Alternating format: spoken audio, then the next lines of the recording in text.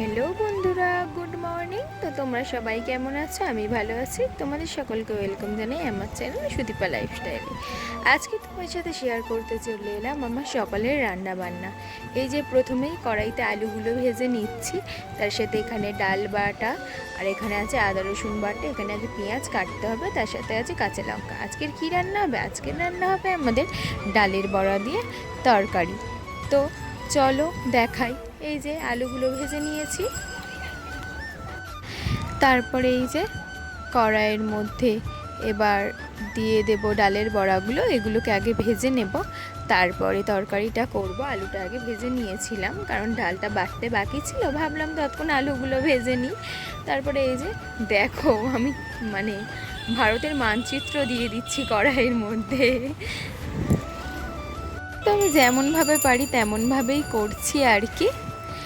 তো আমার তো দেয়া কমপ্লিট। এই যে ভাজা হয়ে গিয়েছে, এখানে পেঁয়াজ আর টমেটোও কুচিয়ে নিয়েছি। আজকের এইগুলো দিয়েই রান্না করব। তো তারপর কড়াইয়ের মধ্যে এই যে পেঁয়াজগুলো দিয়ে দিচ্ছি, ভাজা হচ্ছে। তো পেঁয়াজ ভাজা হতে হতে আমি ওর মধ্যে রসুনগুলো দিয়ে দেবো, কারণ রসুনগুলো আমি পুরো পেস্ট করিনি, একটু গোটা গোটা রেখেছি, তার জন্য দিয়ে দিচ্ছি। নইলে তো জানোই ভাজা ভাজা হবে না, তরকারিটা বাজে লাগবে, কাঁচা রসুনের গন্ধ ছাড়বে, তার জন্য। তো আমি আদা রসুন দিয়ে এইভাবেই রান্না করি। তোমরা কিভাবে রান্না করো সেই রেসিপিগুলো আমাকে অবশ্যই কমেন্টে জানিও। তারপর এই যে টমেটো কুচিটা দিয়ে দিয়েছি, এটাকেও হালকা করে ভেজে নেবো। ওগুলোকে লাল লাল করে ভেজে নিয়েছি, মানে পেঁয়াজগুলোকে গোল্ডেন ব্রাউন করে।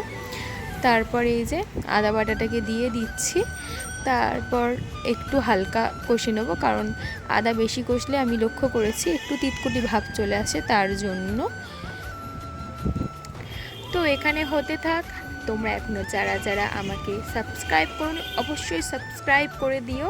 আর এখানে এই যে প্রতিদিনের মশলা দিয়ে দিয়েছি, যেমন হলুদ গুঁড়ো, লবণ, ধনে গুঁড়ো, জিরে গুঁড়ো, আর একটু কাশ্মীরি লঙ্কার গুঁড়ো কালারের জন্য। আমরা গুঁড়ো লঙ্কা খাই না, জানো তো, আমরা গোটা লঙ্কাই খাই। গোটা লঙ্কা বলতে কাঁচা লঙ্কা। এই যে কাঁচা লঙ্কা চিড়ে নিয়েছি অনেকগুলো, এইগুলোই দিয়ে দেবো।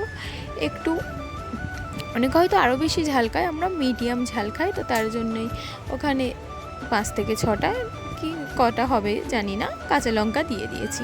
তারপর এই যে বাটি ধোয়া একটু জল দিয়ে দিলাম। তো মশলাটাকে কষিয়ে নেব ভালো করে। তারপর মশলা কষানো হয়ে গিয়েছিল, তারপর এর মধ্যে দিয়ে দিয়েছি আলুটাকেও এবার ভালোভাবে কষিয়ে নিচ্ছি।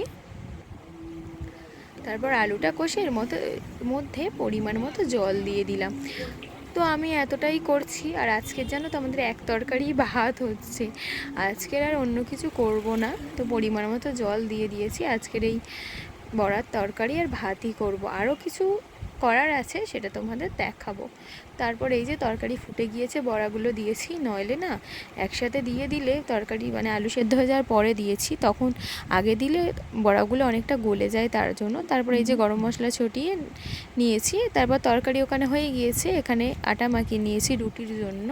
আর এখানে এই যে কড়াই বসিয়ে দিয়েছি। কড়াই গরম হয়ে যাওয়ার পর এর মধ্যে রুটিগুলো দিয়ে দিচ্ছি।